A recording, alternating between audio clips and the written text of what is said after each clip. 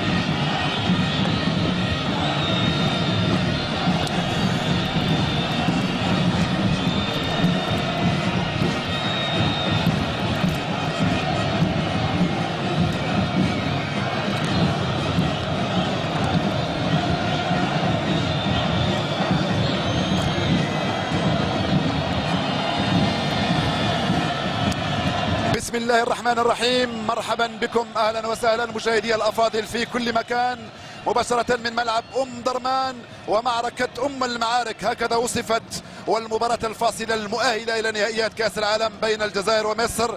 بعد حين ستبدأ معركة الرجال، هكذا أسميها، معركة فوق أرضية الميدان، بعيدا عن الهول الإعلامي المهول والمضلل ليفسح المجال للعبة لكرة القدم للأرجل والعقول من أجل بين أبطال مصر والجزائر في مباراة ستبدأ بعد قليل، ونتمنى أن تنتهي بسلام دون أن يخسر، طبعا دون أن نخسر بعضنا البعض، ولو أن الذي جرى لحد الآن سيجعل الشرخ كبير وسيكون من الصعب لملمة الجروح. مباراة ينتظرها الملايين ستكون مختلفة تماما عن مباريات الأخرى، عن المباراة الأخيرة التي جمعت بين مصر والجزائر منذ 4 أيام. الأجواء كبيرة جدا هنا في العاصمة الخرطوم، آلاف المناصرين المصريين، آلاف المناصرين الجزائريين. الكلمة سوف تكون فوق أرضية الميدان للاعبين. ثلاثي التحكيم طبعا من السيشل ألان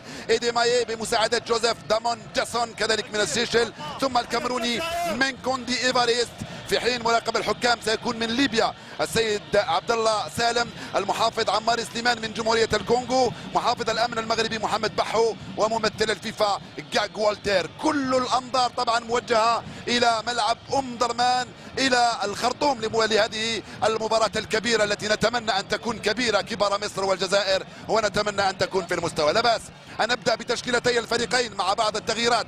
هناك تغييرات اضطرارية في التشكيلة الجزائرية وتغييرات اختيارية في تشكيلة المدرب حسن شحاتة مدرب المنتخب المصري، مع عصام الحضري في حراسة المرمى، 3 مدافعين، هاني سعيد في الوسط، عبد الظاهر السقا ووائل جمعة اللي ما لعبش المباراة الأخيرة بسبب العقوبة. على الجهة اليسرى سيد معوض، أحمد المحمدي على الجهة اليمنى، أحمد حسن وأحمد فتحي في وسط الميدان بمساعدة محمد أبو تريكة، وفي الهجوم عماد متعب مسجل الهدف الثاني وعمرو زكي مسجل الهدف الأول. طبعا محمد زيدان موجود في كرسي الاحتياط بالإضافة إلى محمد حمص اللذان شاركا في اللقاء الأول. بالنسبة للتشكيلة الجزائرية، فوزي شوشي يلعب هذه المباراة الثالثة له مع المنتخب الجزائري، طبعا اضطراريا لانه قواوي عوقب وتلقى بطاقه صفراء ثانيه. على الجهه اليمنى مجيد بوقره، الجهه اليسرى نادي الحاج، عنتر يحيى في وسط الدفاع، رفقه حليش رفيق في وسطيه الميدان. الرباعي المكون اليوم من زيان كريم، حسن يبدا، يزيد منصوري ومراد مقني في غياب طبعا لموشيه المعاقب، رفيق صيفي في خط الهجوم، رفقه غزال. ثنائي اليوم في خط الهجوم وليس لاعب واحد مثل ما حدث في المباراة الأخيرة. طبعا المنتخب الجزائري باللباس الأبيض والمنتخب المصري باللباس الأحمر والأسود. ماذا يمكن أن أقول؟ ماذا يمكن أن أقول؟ وكل العقول وكل القلوب معلقة إلى مدينة درمان وهذه المباراة.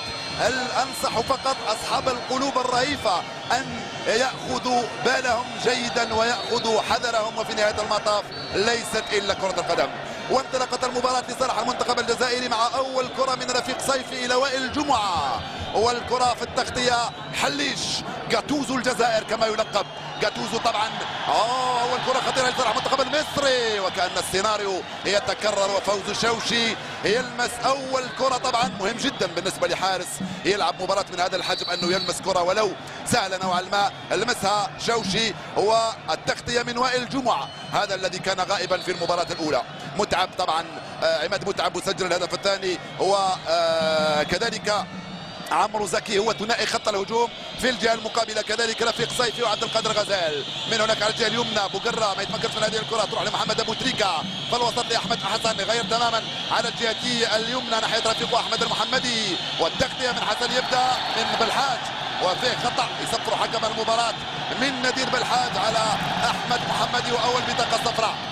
يا نذير يا بالحاج، يا نذير يا ابو الحاج، في الدقيقة الأولى تتحصل على بطاقة صفراء، ستلعب باقي المباراة وأنت يعني مكبل نوعا ما، لأنه لا يمكنك أن ترتكب خطأ ثانيا.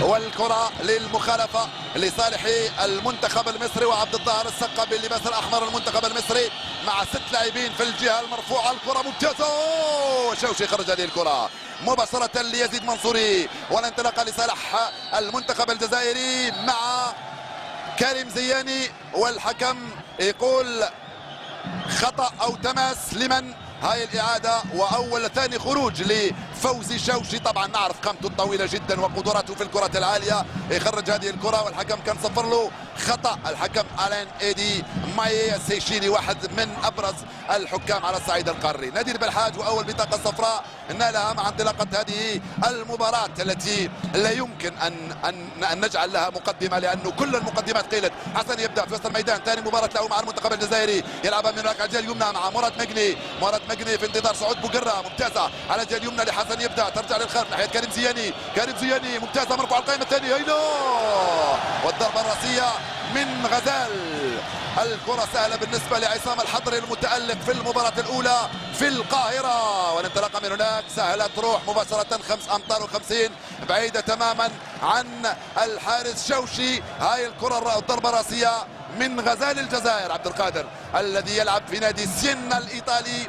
طبعا كل شيء كما سبق وأن قلت صعب أنك تتحدث عن الأجواء وعن ما قبل المباراة وما بعدها وأثناءها. المهم أننا سنحاول أن نعلق ونعيشكم هذه وتعيشوا معنا هذه المباراة بكل جوارحكم، ولو أن الأمر صعب جدا تقبله. كرة ممتازة في الوسط، هيلة ممتازة، وفيه صافرة من حكم المباراة. ماذا يقول؟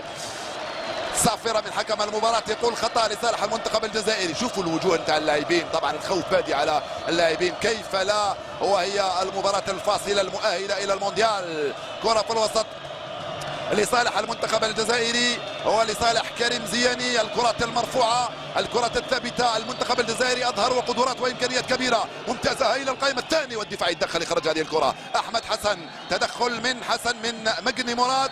هو أحمد حسن، أنت القائد، يجب أن تكون المثل. طبعا شوف عندما القائد يتصرف هكذا البقية تتبعه طبعا. وشوف المركزة هذول يخرجوا مع عندهم اللاعبين، شيء طبيعي لا نلومهم تماما. يا أحمد حسن الحكم صفر لك، لماذا هذه المزايدة؟ قلت بأنه الآن بدأت تخرج الأشياء وتخرج مباشرة مع انطلاقة هذه المباراة. الحكم يجب أن يكون صارم منذ البداية. ما دام أنك صفرت يا سيدي الحكم ألان إيدي ماي، لا داعي للأشياء الزايدة. طبعا هناك العودة إلى الهدوء اللازم، لأنه يجب أن يكونوا قدوة أيضا للجماهير الغفيرة والكبيرة الموجودة في مدرجات هذه الأمسية في هذا الملعب، ملعب المريخ درمان، وهو الملعب الرئيسي للمنتخب السوداني ونادي المريخ السوداني. مدينة درمان اللي تقع على طول نهر النيل قبالة العاصمة السودانية الخرطوم، عدد سكانها يبلغ 3 ملايين نسمة. كرة طويلة من هناك على جهة اليسرى وتدخل